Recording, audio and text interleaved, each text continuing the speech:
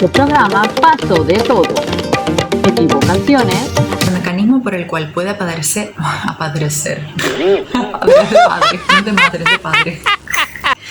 Ok, bien, vamos a empezar, seguimos. Varios tropiezos. Nos estamos refiriendo a un grupo de diseases, iba a decir, de diseases. O sea, en inglés. Y hasta un poco de frustración. Transmisión sexual. Esto no me está gustando. Atravesamos dificultades inesperadas. Inflamatoria pélvica. ¿Cuál sería el mecanismo por el cual puede desarrollarse la enfermedad?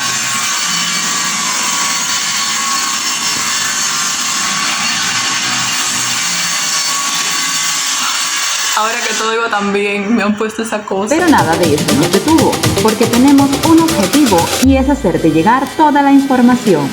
Esquina Médica, haciendo medicina juntos. Muy buenos días a todos, bienvenidos una vez más a esta Esquina Médica, un espacio donde usted y yo nos encontramos cada semana para juntos conversar temas de la medicina. Yo soy la doctora Neidy Espino Bernal y te invito a que te quedes, pues hoy estaremos hablando sobre la enfermedad inflamatoria pélvica.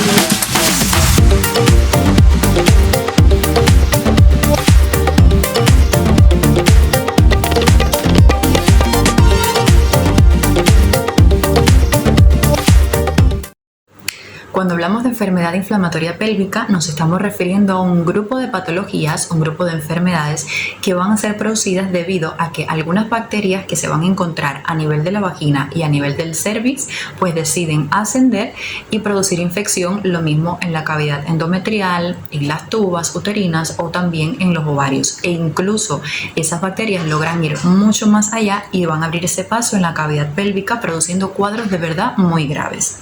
Por eso es importante que conozcas la enfermedad para que escuches a tu cuerpo y aprendas a dominarlo. Comenzamos. ¿Cuáles son las bacterias que con mayor frecuencia pueden producirte una enfermedad inflamatoria pélvica? En primer lugar, la Neisseria gonorrhoeae, esa bacteria que produce esa enfermedad conocida como gonorrea y que nosotros le llamamos blenorragia. En segundo lugar, por orden de frecuencia, tendríamos la Chlamydia trachomatis, que es una bacteria que se adquiere a partir de contacto sexual. Después de estas dos tenemos muchísimas otras. Por ejemplo, están los micoplasmas, están los peptostreptococos, está la Gardnerella vaginalis, que es otra de las bacterias que produce vaginosis bacteriana, muy frecuente en la población también, femenina obvio. Y tenemos otras bacterias dentro de las que cabe destacar la Escherichia coli y el estreptococo del grupo B. Ese estreptococo que después, cuando estés embarazada, sobre las 35 semanas te van a hacer un examen para tratar de detectar si tienes esa bacteria, debido a que puede producir una infección en tu bebé, una sepsis neonatal, que es como se llama, y bueno, en el caso de tenerla, pues habrá que tratarla antes de que tengas tu bebé.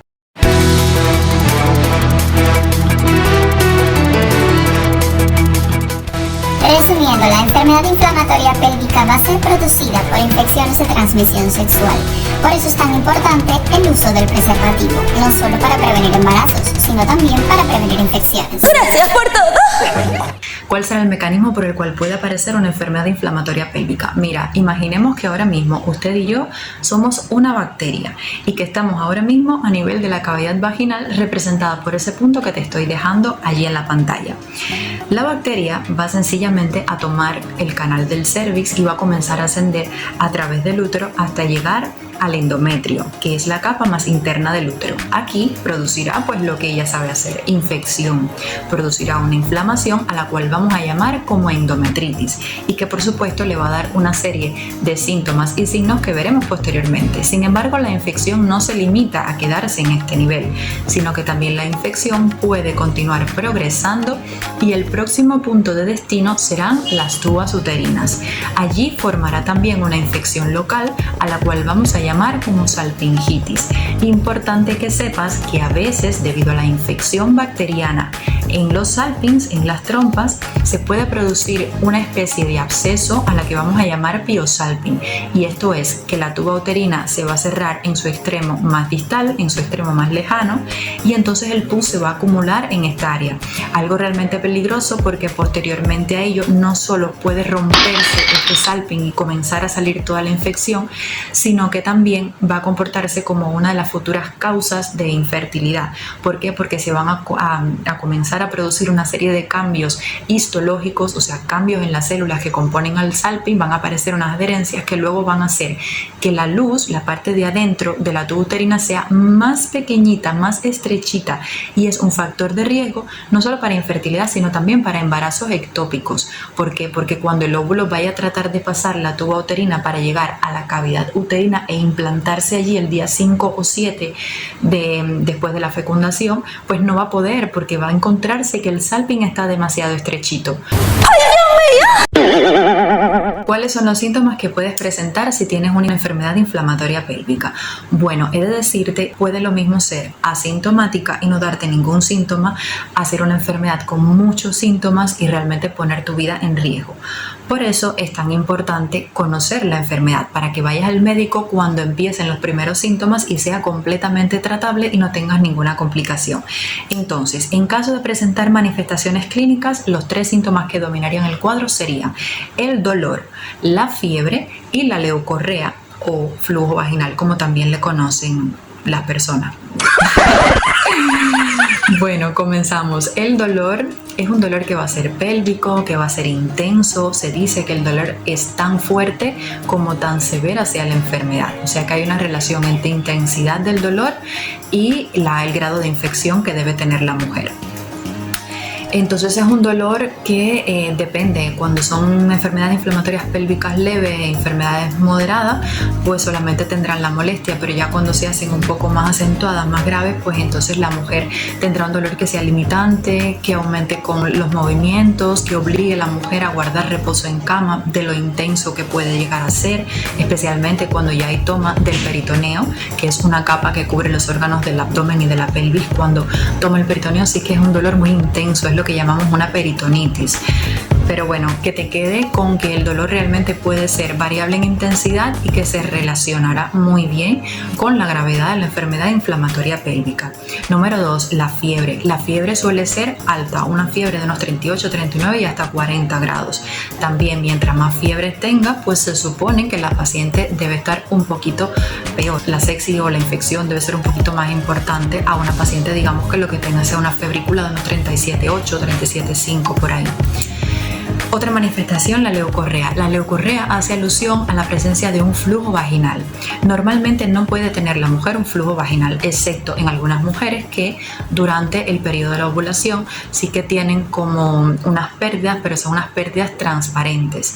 De modo que si notas que tienes algún tipo de pérdida vaginal, que ya sea de color amarillo, de color verde, de color gris, que sea maloliente, esto lo llamamos leucorrea. Y por supuesto que es un estigma o un signo que nos está hablando de que existe un proceso infeccioso en la cavidad vaginal, de que tienes una enfermedad y que necesita esa enfermedad ser tratada lo antes posible, porque de lo contrario lo que va a suceder es que esta enfermedad va a comenzar a ascender, esa bacteria va a comenzar a ascender y puede desarrollar una enfermedad inflamatoria pélvica. Próxima paciente, que pase por favor. El diagnóstico de la enfermedad inflamatoria pélvica es clínico, meramente clínico desde un inicio.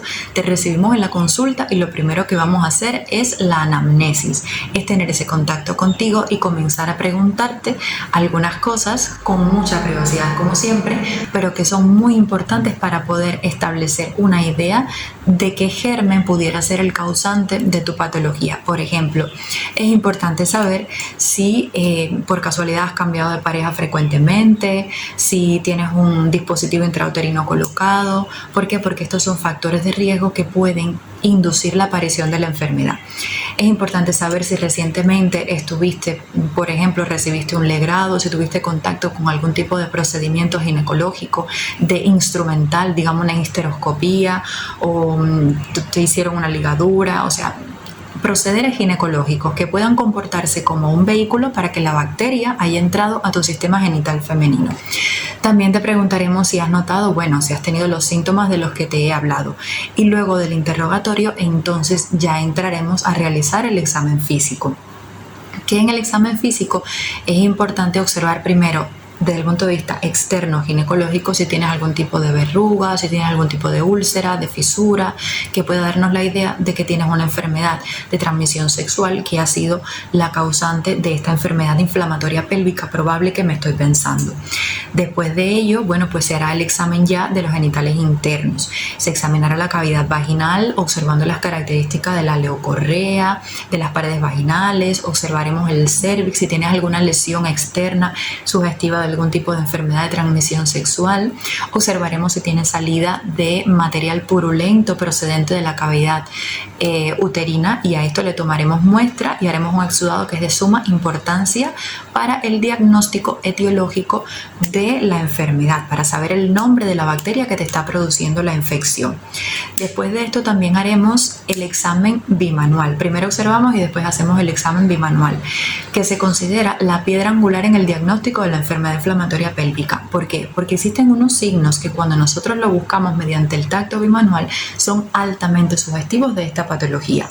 Y es que cuando te hacen el tacto bimanual y tienes un dolor a la movilización de tu cervix, o tienes dolor, tienes sensibilidad cuando te movilizan los anejos, cuando palpamos la región de los anejos, o sea, la parte de los salpings, la parte de los ovarios, si tienes dolor aquí, también es muy altamente sugestivo de una infección pélvica. Entonces, posterior a ello, después de examinarte, indicaríamos los paraclínicos. Los paraclínicos son todos los exámenes que vamos a indicar con la finalidad de nosotros comprobar que tienes esa inflamación pélvica, esa enfermedad inflamatoria pélvica. Dentro de ellos te indicarán una eritrosedimentación, un leucograma, una proteína C reactiva, para confirmar en sangre que efectivamente estás teniendo una infección aguda bacteriana. También te tomaremos muestras de orina y te haremos un urocultivo. También, como te dije anteriormente, cuando estamos haciendo el examen físico, ya ahí aprovechamos y tomamos muestra de la secreción cervical para hacer estudio microbiológico y saber qué bacteria es la que está produciendo la infección. Y obviamente también nos apoyaremos en los estudios de imagenología, que como siempre he dicho, son exámenes que en este caso nos van a ayudar muchísimo, pero muchísimo, a buscar las posibles complicaciones. Por ejemplo, te indicaremos una ultrasonografía, una resonancia, un TAC, y aquí veremos sobre todo la presencia de líquido dentro de las tubas uterinas. Veremos también las tubas uterinas muy engrosadas, en sus paredes estarán engrosadas, o veremos la presencia de un acceso tubovárico o de un piosalpins. En fin, que todas aquellas complicaciones anatómicas que puedan estar presentes como resultado de esa infección, de esa inflamación a ese nivel, podremos observarla muy bien mediante los estudios de imagenología. Por eso nos apoyamos mucho en ellos. Y bueno, finalmente otro de los estudios que también se indican sería la laparoscopía. ¿Qué pasa? Que la laparoscopía es un proceder que es muy invasivo, a decir verdad.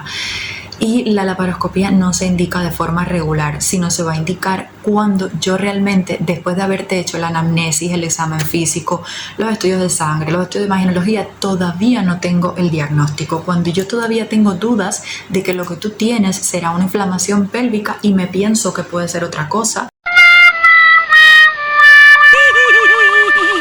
En cuanto al tratamiento de la enfermedad inflamatoria pélvica, fundamental en el tratamiento, tanto tú como tu pareja serán tratados.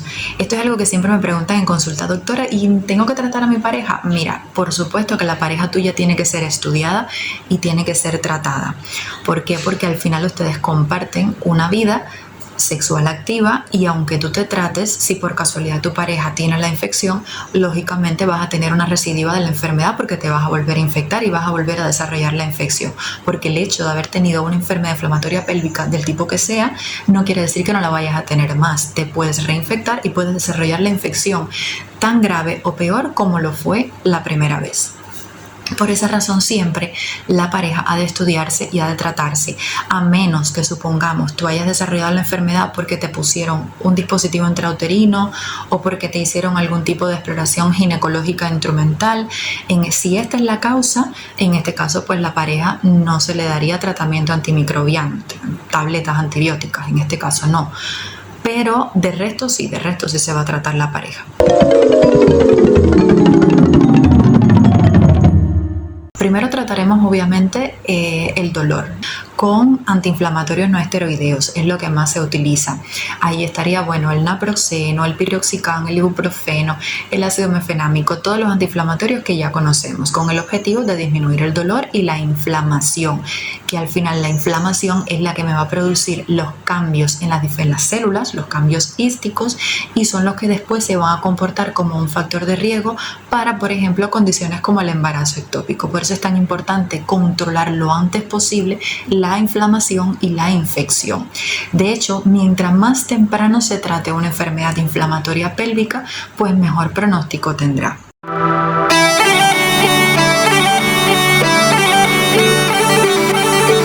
El tratamiento antimicrobiano puede ser indicado lo mismo de forma ambulatoria, o sea, te lo vamos a indicar y tú te vas para tu casa y te vas tomando los medicamentos, que puede ser indicado dentro del hospital. Depende del tipo de paciente que tú seas. Podemos decirte que, bueno, te vamos a dar una dosis de Rocephin o de ceftriaxona, que es como se llama intramuscular, y además vas a estar tomándote en tu casa otro fármaco que se va a llamar doxiciclina. ¿Por qué estos dos fármacos?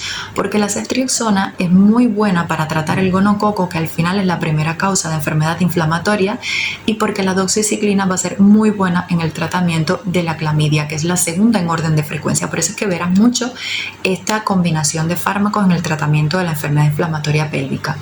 Y también cuando me estoy sospechando de que tienes, por ejemplo, una garganta. En verdad me disculpa la interrupción, pero es que mi madre me estaba llamando pues para saber si yo había almorzado. Ya saben ustedes cómo son las madres, siempre quieren saber si los hijos están bien. Continuamos. Otro germen que sea anaerobio, también se pudiera incluir el metronidazol. La doxiciclina es una tetraciclina que tiene 100 miligramos y que se va a tomar 2 veces al día por 14 días. Y el metronidazol se va a tomar 500 miligramos 2 veces al día por 14 días.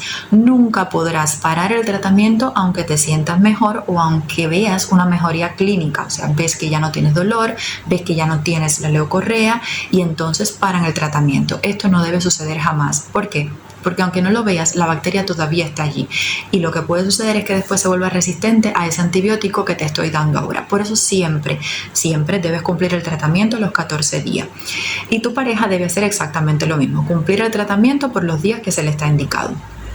Entonces, te tomaste el tratamiento en tu casa y a las 48 horas, en algunos países a las 72, pero bueno, aquí a las 48 horas, tu médico te va a volver a reevaluar. Vas a ir al consultorio, el médico te va a hacer exactamente lo mismo que te hizo la primera vez, para observar y comparar si realmente has tenido una mejoría clínica.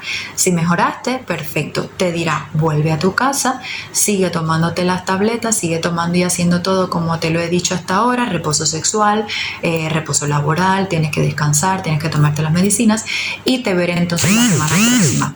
Pero si sucede que tras 48 horas de tratamiento tú estás peor o incluso estás estacionaria, o sea, estás igual que anteriormente habías estado, entonces lo más probable sea que te ingresen. Ya aquí sería criterio de ingreso, que a las 48 horas no mejores, es criterio de ingreso. ¡Ey! Creía que aquí se acababa la cosa. En el hospital, ¿qué es lo que van a hacer? Pues te pondrán a descansar, te pondrán los antibióticos vía intravenosa, que básicamente se ponen los mismos, el Rocephin, la doxiciclina, el metronidazol. Tiene que ser que seas, por ejemplo, alérgica a las cefalosporinas, que es como se llama la familia del que pertenece el Rocephin, y entonces en este caso estarían utilizando más la gentamicina, otro que se llama el Astrionam, pero bueno, tratamiento antibiótico intravenoso. Y cuando comiences a mejorar, 48 horas después que tú empieces a mejorar, entonces te mandarán para tu casa otra vez para que ya continúes tu tratamiento de forma ambulatoria. Entonces, ¿cuándo nosotros decimos que la paciente tiene que ingresar? Desde el primer día. Mira, desde el primer día que nosotros diagnosticamos inflamación pélvica, en estas pacientes que te voy a decir, ingreso. Y son las pacientes gestantes, las pacientes adolescentes con una infección moderada severa, las pacientes que tienen una fiebre de 39 persistente, que le pones, por ejemplo, paracetamol, baja pero después sube, las pacientes que tienen un acceso tubovárico. ¿Por qué? Porque hay riesgo de ruptura y esto se comporta como una verdadera urgencia ginecológica que precisará cirugía para poder limpiar inmediatamente. A ver, ¿quién más? Se dice también en algunos consensos que las pacientes que tienen más de 15.000 de leucocitos, esto es que te hacen un examen de sangre, un leucograma, y el valor que aparece en leucocitos o white blood cell en inglés es de más de 15.000. A estas pacientes también se ingresa. La que por supuesto llega con un absceso roto, viene paciente. One moment.